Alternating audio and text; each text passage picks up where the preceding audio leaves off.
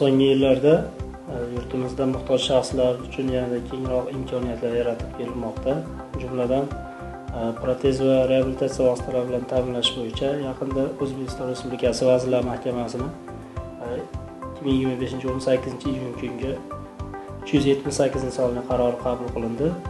Bu qarorga asosan muhtoj shaxslar protez ortopediya vositalari va reabilitatsiya qilishning texnik vositalari bilan ta'minlash bo'yicha bir qator qulayliklar, yengilliklar kiritildi. Jumladan, davlat tomonidan protez moslamalari va reabilitatsiya vositalari bilan ta'minlash turi kafolatlangan 30 turdan 38 turga ko'paytirildi.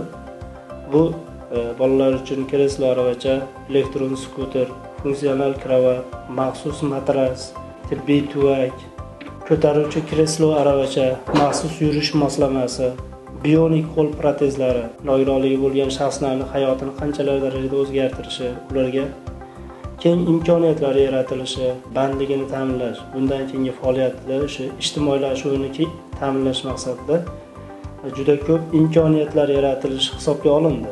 Yangi kiritilayotgan protez moslamalari va reabilitatsiya vositalari shaxslar muhtojligini aniqlash bo'yicha tibbiy ko'rsatmalar tasdiqlandi. Yangi qarorga asosan protez va reabilitatsiya vositalari muhtojligini vrachlik yoki ekspert komissiyalar tomonidan aniqlanishi belgilandi.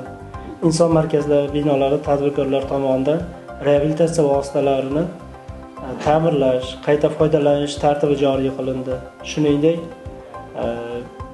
5 va undan ko'p marotaba protez moslamasi yoki reabilitatsiya vositasini muhtoj shaxslarga vaqtida yetkazib bermagan tadbirkorlar uchun reyestrdan chiqarish yoki qayta kiritish asoslari belgilab berildi. 2025-2026 yillar davomida shu 8 turdagi qo'shimcha mahsulotlar uchun Uchko'prik tumanida 200 yaqin nogironligi bo'lgan fuqarolarni shu mahsulotlar bilan ta'minlash belgilangan.